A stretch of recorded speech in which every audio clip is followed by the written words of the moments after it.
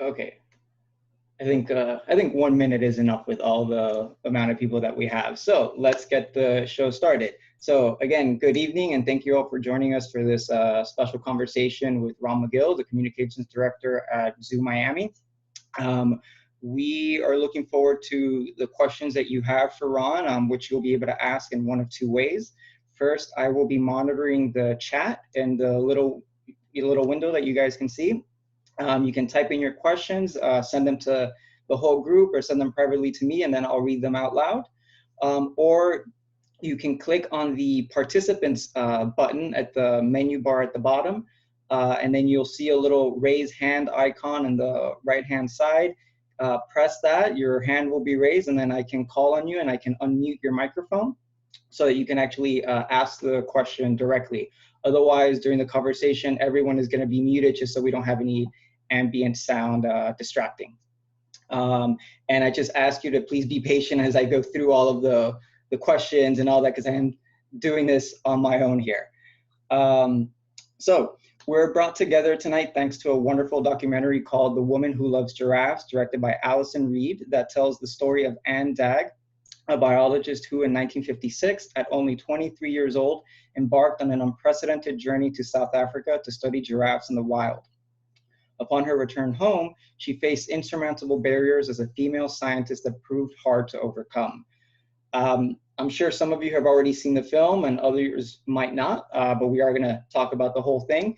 And I want to start it off, Ron, but by asking you, what did you think of the documentary and Anne's story, and have you ever actually met her? You know, I've never actually met Anne. I knew of her because I actually had her book. It was the, preeminent book on giraffes. It was the first book ever written on giraffes. I hadn't met her. I quite frankly, I didn't even know if she was still alive. This documentary to me was fantastic. It was a very, very pleasant surprise. I thought, that 16 millimeter footage of her back, the way they juxtaposition the film. I mean, I don't want to be a breaker for anybody who hasn't seen it yet, but I mean, you open the film and she's standing in front of this beautiful mountain range there in South Africa as a 23-year-old girl. And then, it zooms out to her now as an 85-year-old woman in the same place. And it's really quite magical to tell that story between that time and today and what she's gone through. Because the fact of the matter is, everybody's heard of Diane Fossey, everybody's heard of Jane Goodall, everybody's heard of these famous ladies who've done great things, but mostly with very charismatic animals like the great apes, the orangs, the chimps, the gorillas. The reality is that Anne did all of this before any of them. She was not only the first woman to ever research animal behavior on the African continent, she was really, I believe, considered to be the second woman of all time to research any animals in the wild. The first one, I think, did something with red deer or something in Europe. But this woman was truly remarkable and different from Jane Goodall and Diane Fossey, who are, of course, an animal that did incredible work. Anne Dagg was a white woman who went down into apartheid South Africa, which was an additional huge challenge, a huge hurdle for her to overcome. As a Canadian woman, she, of course, did not have that apartheid mentality. And she was very fortunate to come across a farmer who really took her in, kind of like a daughter, and opened some great windows for her. This documentary is, to me, much more than about giraffe. It's about being dedicated to what you want to do, following your goal, no matter how many times you fall down, and really being a leader. I tell people all the time when you hear about all these people, followers, how many followers do you have? Don't be a follower, be a leader. And Anne was certainly that. Great. So what was it that you found most fascinating about her story? I think the way that she was so bold to go down into apartheid South Africa as a 23-year-old white woman, going out and she lived on this big ranch where the rancher, the farmer, was welcomed her on there, and she integrated herself right away with the help on the ranch. And a lot of people in South Africa, the white people, would look at her like she was crazy, and some other looked down at her, and it never deterred her from forging those relationships with these folks who helped her understand where the giraffe were. She could understand where they would be, because these people who were working out in the field out all the time, they saw these animals. They really observed their behaviors. They knew their behaviors, probably more than the rancher, the farmer himself did.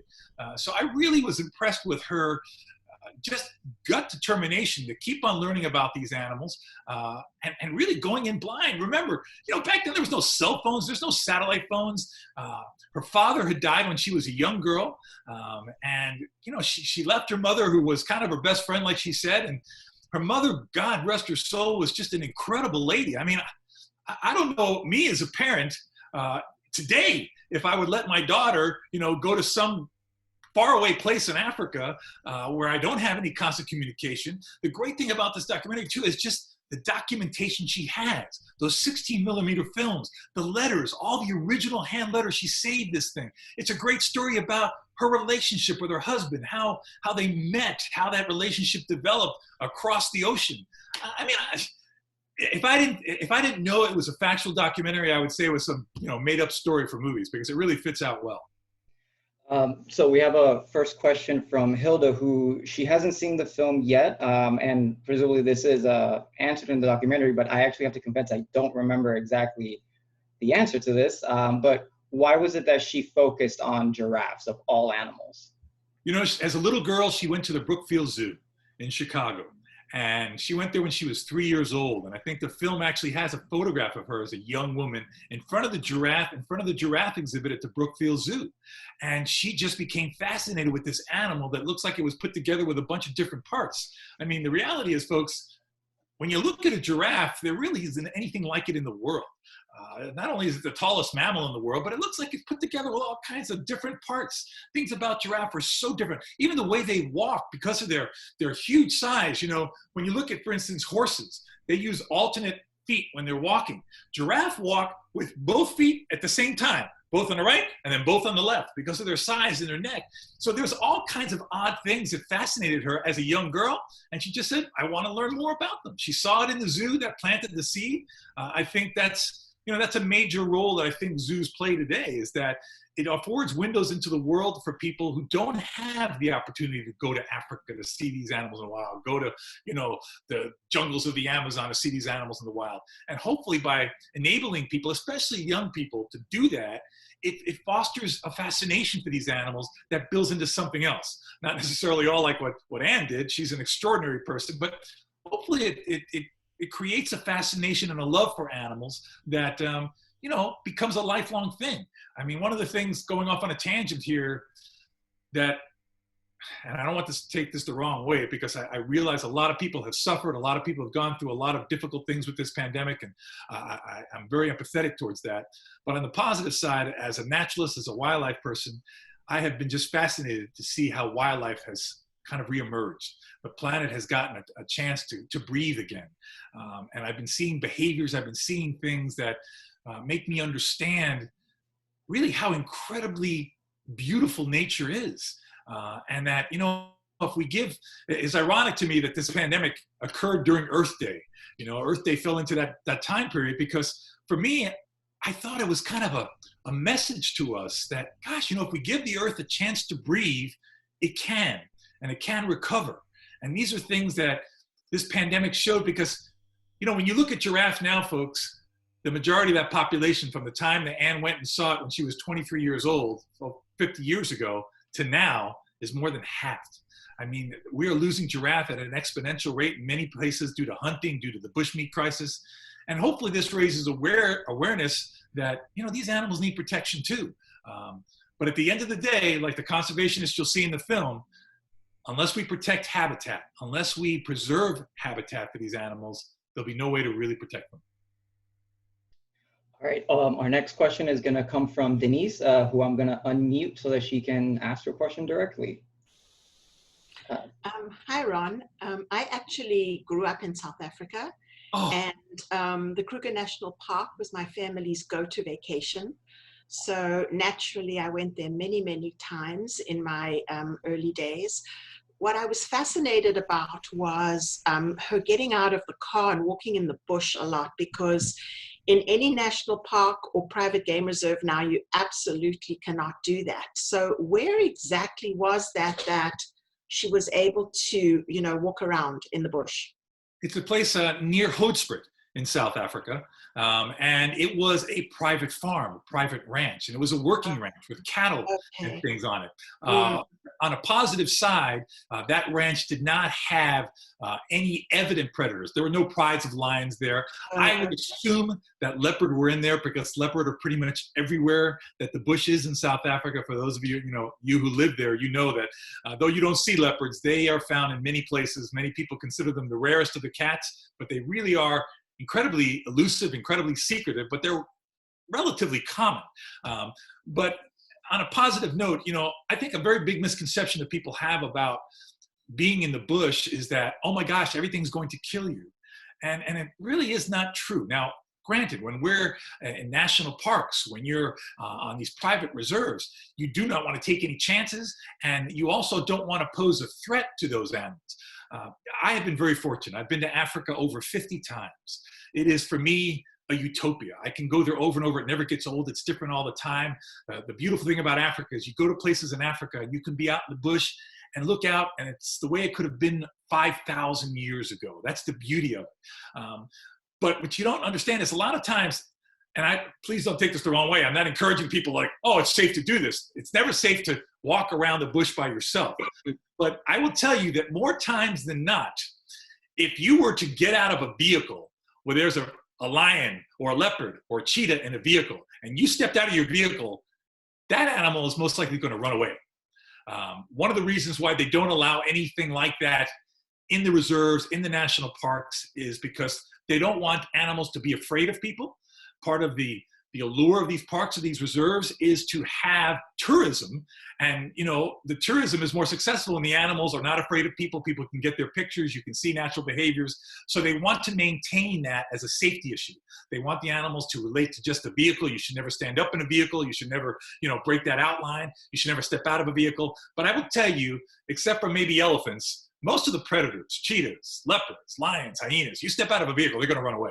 If you watch the Maasai, I've been to East Africa many times, in Tanzania and Kenya, the Maasai bring their cattle through the Mara, and prides of lions will see them and actually will run away from them because for generations, the Maasai used to kill lions as part of their cultural, the boys to become men. They'd kill lions with a spear to take the mane, to wear it on their headwear.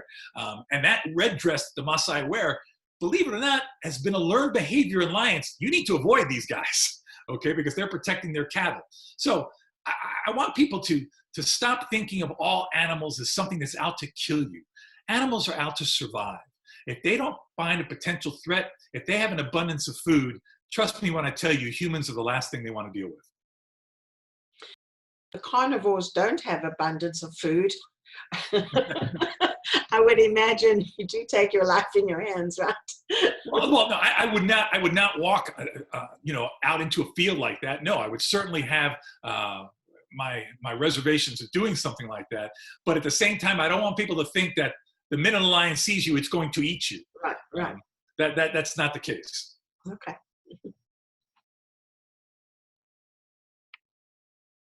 Whoops. Our next question comes from Kathy, who wonders if people like Anne Dagg are born with a certain temperament or become the way that they are, kind of that nature versus nurture question.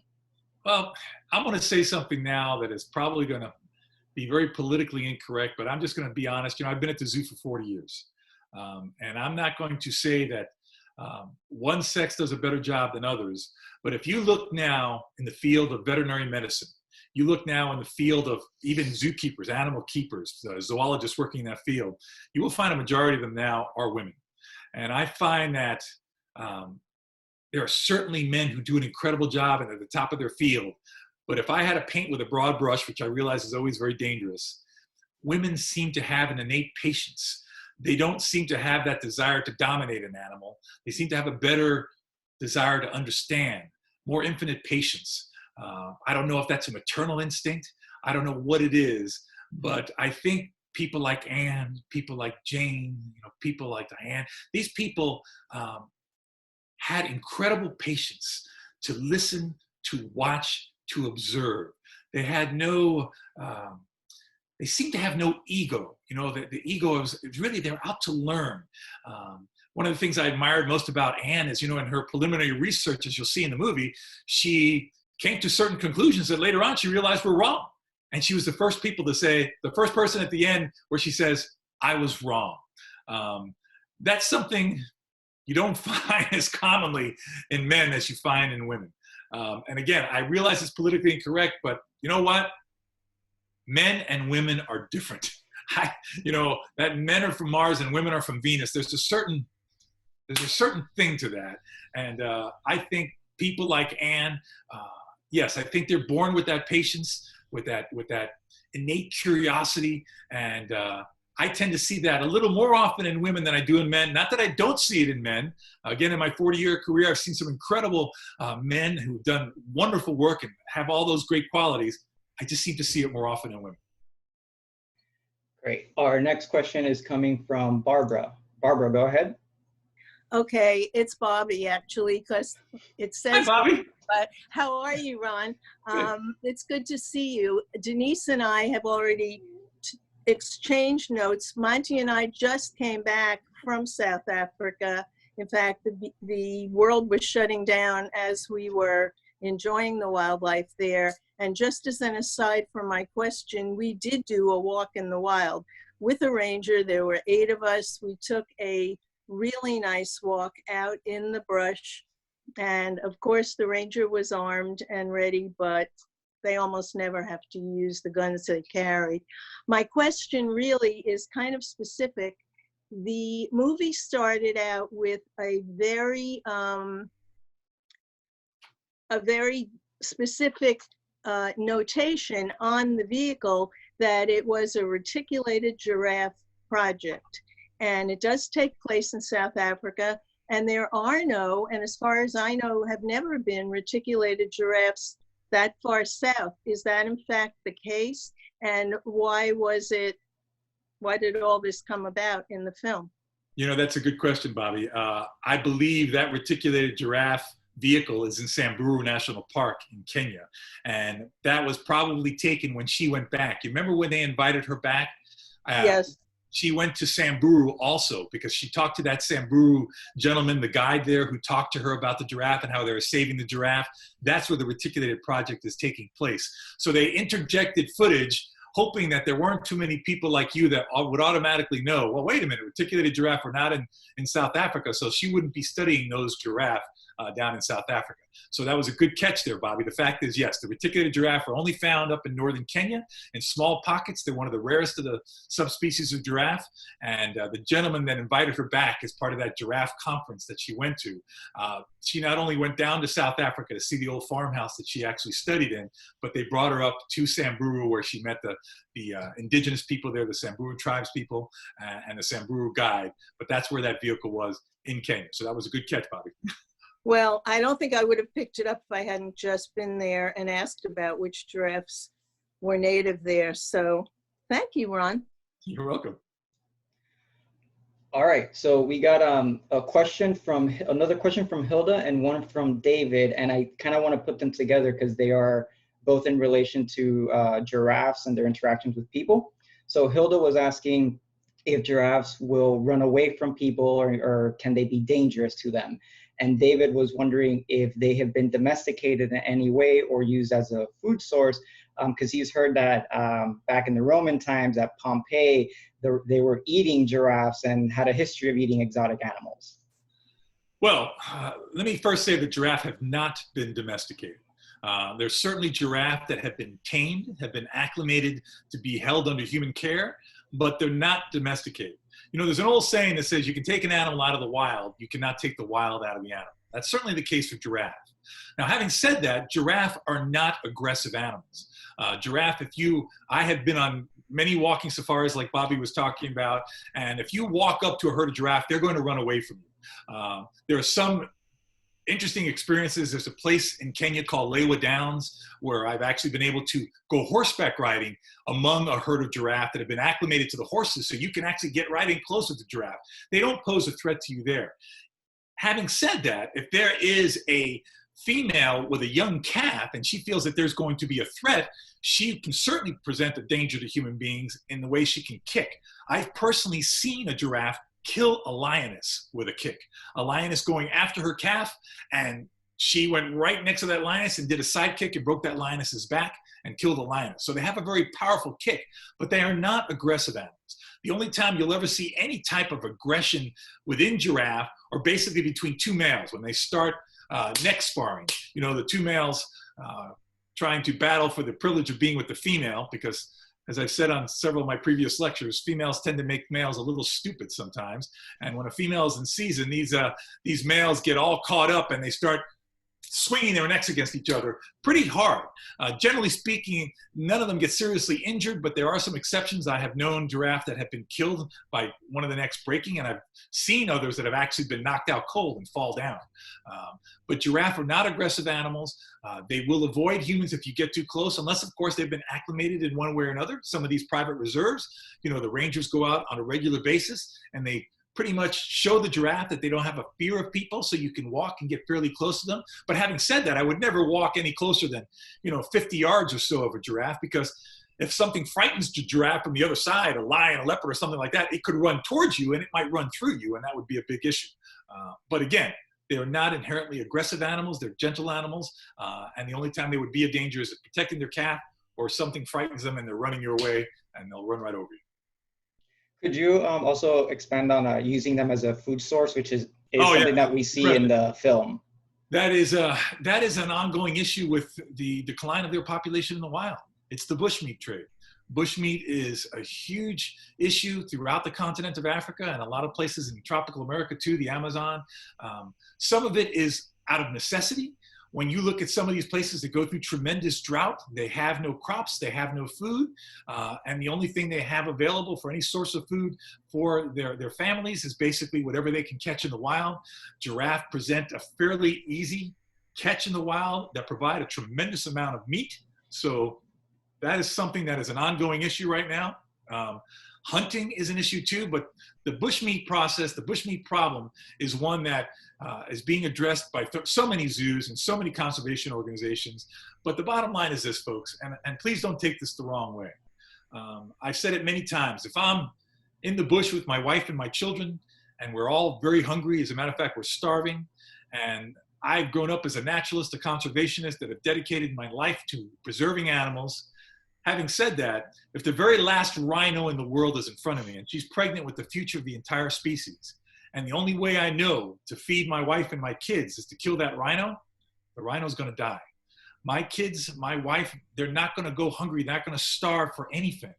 And we need to understand that people who are suffering from lack of food, lack of nutrition, we cannot blame them for doing whatever they can to feed their family. So our responsibility is to provide them with alternatives, to help them with farming, to help them with conservation, to help them with preserving and conserving water so they can do a proper type of farming.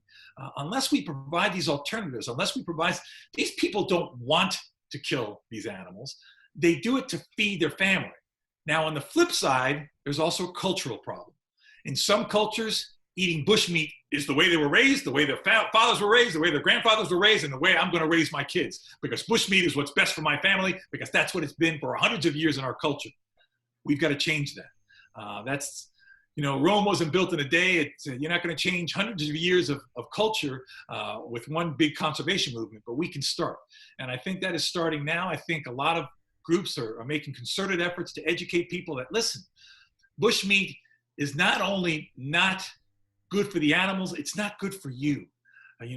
Talking about this pandemic, listen, again, I don't want to be an alarmist, but remember this: Ebola, AIDS, SARS, MERS, and now this pandemic all started with animals, wild animals that were taken out of their wild environment, used as a source of food or for hunting or whatever the case may be, something that shouldn't be happening with this wildlife, okay? If it takes a pandemic like this to wake people up and understand that we should not be just cutting down these forests and opening Pandora's box by ripping these animals out and eating them when they should not be a source of food, I don't know what it's going to take. But at the end of the day, folks, all of these pandemics have started with animals that were taken out for food or some other source of cultural belief that opened the Pandora's box for pandemics. David wants to thank you for the answers and your candor about the interrelationship between development and nutrition and habitat, as well as the biodiversity preservation. So our next question comes from Leisha, who is asking, what is it exactly that Anne wanted to glean from measuring the length of the giraffe's intestines? Like, what does that tell you? Well, it tells them basically how their digestive system works, how long it takes them to digest things, and can help to explain why they eat what they eat and why they don't eat what they eat. Because the longer the intestines, the longer the digestion process, the longer they can eat certain plants that might not be palatable to other plants. Those long intestines are basically very indicative of most herbivores. They have very long intestines to digest all that roughage that they have to eat in very large quantities. Understand that, you know, if you eat a bunch of lettuce, you have a handful of calories. You eat the same amount of meat, you have a ton more calories. So you need a lot more of that intestinal wall to house all of that roughage so you can digest it properly and get all the nutrients that you need, as opposed to carnivores, which get all that packed in their protein. So Ron, I want to take this kind of to a more personal side of the conversation, which is how is the zoo doing under all of this? And what can you tell us about the giraffes at the zoo? Well, you know, listen, again, I just celebrated my 40th year at the zoo. I started, for those of you who have been here for a long time, I started at the old Crandon Park Zoo in Key Biscayne as a zookeeper, and was part of that whole move over to what was then Metro Zoo and then eventually became Zoo Miami. And I have been very fortunate to see our herd of giraffe just grow, watch generations come and go. I think, you know, there's a plus and a minus to being in one place for so long. I've been very privileged to watch the birth of many giraffes. I've seen over 30 giraffe born at the zoo, and I've watched them being born. I mean, there's something so magical about being there and watching this 15-foot animal standing up, and all of a sudden this 6-foot newborn fall out to the ground onto the floor after 15 months of pregnancy, over a year of pregnancy. So for you ladies who are moms who had your kids for 9 months and thought it was murder, think about 15 months and giving birth to a 6-foot tall baby that weighs over 100 pounds. So anyway, back to the original. Giraffe, you know, are just such phenomenal animals. They're doing so well at the zoo. We have had over 40 of them born at the zoo. We have basically a reticulated giraffe herd. We're now bringing in some different subspecies, but they're doing very well. The zoo is doing very well in the sense that, again, don't take this the wrong way, but I'm going to be very candid. I'm going to be very frank and honest with you here. Though I can't wait for the zoo to open, for the people to come back and enjoy what we have there. For me, it's been pure heaven to walk through the zoo these last few weeks without a single soul there, and watching the animals and observing their behaviors. I didn't realize how much noise pollution there is, whether it be planes flying up above, whether it be the radios from people, whether it be the lawnmowers or the blowers, and all these things. And all of a sudden, when you have this pure silence, except for the native birds singing, the birds in our aviary, you hear the lions across the entire zoo just, this great sound. You hear all these beautiful things. You see all these natural behaviors. It was magical, folks. I felt privileged to kind of be the only one kind of walking through many times and seeing these animals. You know, what we did was during this time, all of our non-essential staff was basically sent home. All of the, you know, guest relations people, all the concessions people, all the, a lot of the maintenance people were all sent home. The only people there were animal science and animal health staff, some of the horticultural staff, but they were on very reduced schedules. The objective was to come in, clean, feed, care for what needed to be cared for, and go home. So there was minimum time for interaction for the people there to help try to keep the social distancing thing going on. But I would stay there 12 hours a day. I would get in every morning at 6:30, and I wouldn't leave many times until sunset. One of the things I did, and for those of you that are interested in the zoo, I hope to be premiering it sometime soon. I was speaking to Javier before we went on the air here. I have spent many early mornings and late afternoons in our aviary. For those of you that have been to our aviary, it's one of the largest aviaries in the world. It's the largest Asian aviary in the Western Hemisphere. And I'm ashamed to say that I don't think I ever really appreciated that aviary the way I appreciated these last several weeks. So I went in there and I started filming. I started filming these animals. You know, it happened to be springtime, so there were courtships going on, the songs, the waterfalls, the interactions between these animals. Folks, there's no way to put in words how magical that was. There were times I would just sit there, listen to the waterfalls, listen to the birds calling, watching the courtships, all the birds coming out.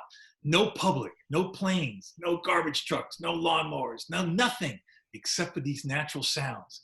And I'm putting together a film. It's not going to be a long film, 10 to 15 minutes max, with no voiceover, nobody in the film, just the birds, just the sounds, and just some music. And I hope to debut that for all of you that want to see it. Hopefully we'll debut it at the zoo. But I think when you watch that, it will reignite in you the fact that that aviary is the single greatest exhibit at the zoo. It is everything that zoo exhibits should do, in the sense that it doesn't just exhibit birds, it exhibits an environment. And it exhibits many species of birds that work with the interaction with each other, the aggressiveness. Oh, that's another thing I found out. Goodness gracious, birds are nasty. They're nasty to each other. They're so aggressive. What they do to each other is just amazing. I mean, pound for pound, they're the most aggressive vertebrates on Earth, without any question.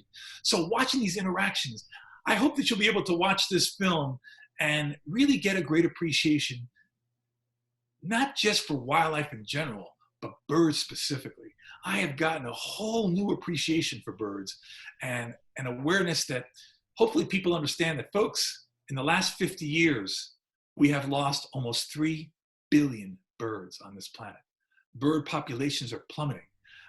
When you talk about the canary in the coal mine, think about these birds as our canary in the coal mine that is our planet.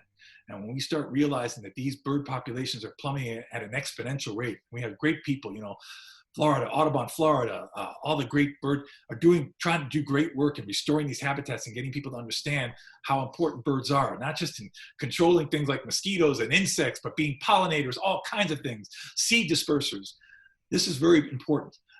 So I know I went off on a huge tangent there, but this time I spent in the aviary by myself, watching the sunrise, watching the sunset, and listening to these animals and seeing the relationships, the interrelationships, and getting a further appreciation for the keepers of the aviary, the challenges they have in maintaining this world in a bubble for these birds. It was one of the greatest rewards I could have had during this pandemic. We had a question about the aviary, which is it a free flight aviary? It is absolutely a free flight aviary. And that's what makes it so challenging. You've got birds flying at different levels. You got birds in the canopy level. You got birds down in the water level. You got birds in the ground. And they're all constantly fighting for territory, fighting for nesting places. You know, in the film, you'll see images of mothers feeding their babies in the nest. You'll see images of breeding. You'll see images of courtship. It is basically this little microcosm of the world of birds, which makes it so fantastic. We have another question from Denise, kind of going back to the film, which is culling practiced anywhere in Africa on giraffes or any other animals that live in large herds? Okay, you broke up. What about, you said, is there something? Culling. Is culling practice on giraffes in Africa or other animals in large herds? Culling is not practiced on giraffe that I know of, though I do know, this is a very sensitive subject for me. You know, hunting giraffe seems to be this new thing. I can't tell you how many times I've gotten sick to my stomach when I see images of hunters, and ironically, many of them women, you know, with a giraffe they've shot laying down next to the neck of this downed giraffe, taking a picture with a smile on their face like they've done something heroic, which is actually quite sickening. And I do know that there are some of these ranches, these hunting preserves that have separate large male giraffes that are no longer part of a breeding herd and basically sell off their life for a hunter to go in there and kill it and use it as a trophy. So culling in the sense of trying to control herds or control populations like you hear about elephants, that does not occur, but culling in selling off an animal to be hunted for profit is being done, unfortunately. Ron, can you tell us if at all, what the plans are for the zoo reopening and what that might look like? Sure. As a matter of fact, the release will probably go out tomorrow. We will be opening the zoo back to the public on June 1st. A few days before then, starting I think on May 27th, we're going to have the zoo open strictly for our members so that our members can come in and get an idea of how we're going to do things. Now, the zoo is going to be changing in the sense that some things like the monorail, the water playgrounds, the other playgrounds, interactive experiences like feeding the giraffe, feeding the birds, feeding the rhino, those things are going to be closed for now to try to maintain that social distancing. But most of the zoo will be open otherwise. We are going to have a maximum of 1,500 people in the park at any given time. That may sound like a lot of people, but understand, folks, that if you walk every walkway at Zoo Miami, you're walking 3 miles, maybe a little bit more than 3 miles. So we are able to maintain that social distancing. You will be required to wear a mask to get into the park. Having said that, once you're in the park, if you can maintain social distancing and you're outside, not inside one of the buildings, you can take the mask off. We will have all kinds of rangers and patrol people going around trying to remind people to do that. We're not going to be policing people saying, you got to do this, you got to do that. No, but we're just going to try to, give a friendly reminder. I'll be producing a video Thursday, as a matter of fact. I'll try to explain everything so people can see it online. Our gift shop will be open with a limited amount of people inside. Anybody, all of our staff that are working any kind of interaction with humans will be wearing masks. So, these things will be going on. Everything will be kind of a new normal, so to speak. You'll be able to go in the zoo. All the animals will be out. The buildings will be open, but it'll be one-way traffic. So there'll be arrows showing you how to walk one way. So you do the zoo in a full circle. You won't be able to kind of retrace your steps. Listen, if you got to retrace your steps to go to the bathroom or something, nobody's going to arrest you. But we're trying to keep a flow going on so we can go through the buildings. We'll have monitors in the buildings to make sure that we don't have too many people within those buildings. But at the end of the day, listen, the zoo's going to open to the public June 1st. And I got to be honest with you, folks. I wish I could predict how everything's going to go. But what I just told you may change in an hour. Because the way we've been getting our notifications from the mayor's office, things seem to change on a regular basis. So this is a very fluid thing. But as it stands right now, opening Monday, June 1st for the public, May 27th for the members. You will be encouraged to buy all of your tickets online so you don't have to have any transactions with the people at the zoo. We will be providing credit card machines that you can do without having to touch any of the attendants. Our attendants will all have plastic in front of them, barriers between you and the attendant coming in. So, it's kind of a feel-through process, but many of the things you're hearing about in places like Publix and other places like that will be adhering to the same types of things. What is it that we can do to help the zoo in the meantime? Well, I guess, come and visit. We, of course, have the Zoo Miami Foundation. They have online activities that go on there. There are ways to donate if you wish you'd like to donate. I'm going to take the opportunity here to give a cheap little plug to something if you want to donate for conservation. One of the things I am most proud of in my life, and folks, when I started working at the zoo 40 years ago, I didn't come to work for an attraction. My goal has always been to work for conservation of animals in the wild. Because I'm going to be very honest with you. If the zoo is the last place that you're able to see an animal, the zoo has been an epic failure. The bottom line is the zoo should be there to plant a seed for you to want to see these animals in the wild, or at least know that they exist in the wild. So for me, we build a lot of big things at the zoo. We built our big Florida Everglades exhibit, $33 million, our Amazon and Beyond exhibit, $50 million. But unfortunately, we haven't been able to put towards conservation, actual conservation of animals in the wild, as much money as I think we should be able to do. And out of frustration, I created what's called the Ron Magill Conservation Endowment at the Zoo Miami Foundation. It is part of the Zoo Miami Foundation umbrella, so it's a 501c3, 4-star charity navigator organization. And if you donate to that, that money doesn't go to any bricks and mortar. It doesn't go to any salaries.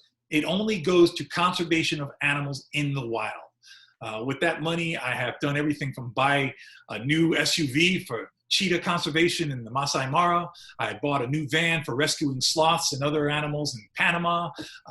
We provide scholarships to graduate students doing conservation work in the wild.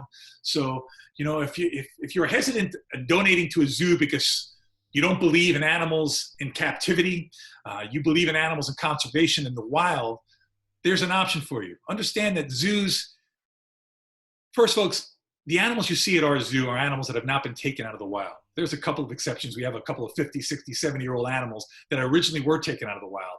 But the overwhelming majority of all the animals you see at our zoo today are animals that were born under human care and a carefully planned breeding program as an insurance policy against a very uncertain future in the wild. That's the role that true zoos play.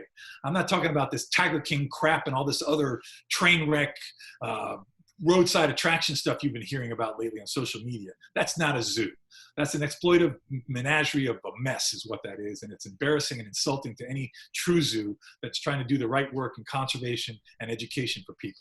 So the way you can help is come back, support the zoo in any way that you can. You can make donations online. You can go to zoomiami.org. Like you can say, you can do a general donation to the zoo. You can do a donation specifically to the Ron Magill Conservation Endowment. Those are ways that you can help the zoo. But for me personally, folks, the best way you can help the zoo is really how you practice your life every day. You know, recycling, conserving water, planting native plants, having butterfly gardens. You know, walk the walk of what the zoo is trying to teach. That's the best way. That's a great response, Ron. We're gonna slowly start wrapping up.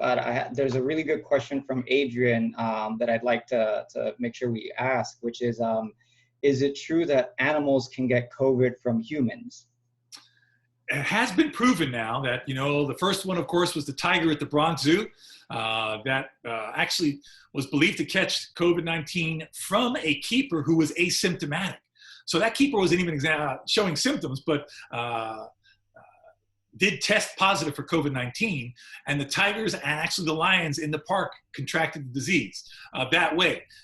Fortunately, they have began to recover and we've seen no fatalities. We've also seen domestic cats, domestic ferrets, and domestic dogs can catch it. Now, it has not been shown whether humans can catch it from the animals. But again, and I'm not a scientist, I'm not a doctor, please don't take this, I'm not an expert in this field. But my assumption would be that as the virus came originally from animals to humans, it would seem to me that it would be possible for this to be passed on from animals to humans. Having said that, folks, my main thing is to not make people panic and think, oh my God, I got to throw my cat out in the street. I got to dump my cat out in the shelter. I got to dump my dog in the shelter because I don't want to catch COVID because my dog or my cat's going to have it. That's not the case. Okay, these are from wild animals. If you stay with your animal, you're trying to stay social distancing, I would not recommend at this time to be taking your animals to a dog park and letting them interact with a bunch of other animals. I would social distance with my animals and other pets like we're doing with people right now. I also, you know, just out of a preponderance of caution, an abundance of caution, folks, you know, I wouldn't be having my animals lick my face and rubbing up in my face and things like that. As much as I know you want to and you love to do that, you know, now we need to exercise extreme caution. I mean, listen, there are parents and grandparents right now that want to hug their grandchildren that aren't able to do it because of this. They have to make that sacrifice just for the safety. I urge you to do the same thing with your pets. Yes, you can pet them, wash your hands, but don't have them up in your face right now. Again, it's a minuscule, if any, chance that it could pass something on. But my belief is always be safe rather than sorry. Ron, so just to circle back as we close this to Anne Dagg's story, is there any final closing words you want to share about the film, about her? Be inspired by this woman. Be inspired that one woman can make a difference, and understand how women like Anne have paved the way for so many other women in many ways. I really tip my hat to the zoo professionals who kind of brought her out of obscurity after she hadn't really worked or seen giraffe for over 20, I think it was 30 years. She hadn't been out with any giraffe. And, you know, today's zookeepers, females who read her book said, God, is this woman still alive? And they found out she was alive and they invited her to this incredible giraffe conference. And I got emotional watching it. I mean, I got teary-eyed watching her reaction and seeing how she finally felt appreciated when she had been really mistreated by this male chauvinistic society for so long. She is a hero, not only for wildlife, but for the women's rights movement. And all of us should be very proud of her and be inspired by her and understand that she loved giraffe for a reason. Giraffe are remarkable animals. They're beautiful animals. And if you take the time to observe them for any period of time, you will fall in love with them. They really are remarkable. Look at a giraffe close in the eye. Look at those eyelashes. And if you don't fall in love with a giraffe, it's because you're not looking at them. Well, Ron, thank you so much for joining us this evening. Last time we did this with you was for the documentary about Jane Goodall at the cinema. You're always such a gracious person who's always willing to help out.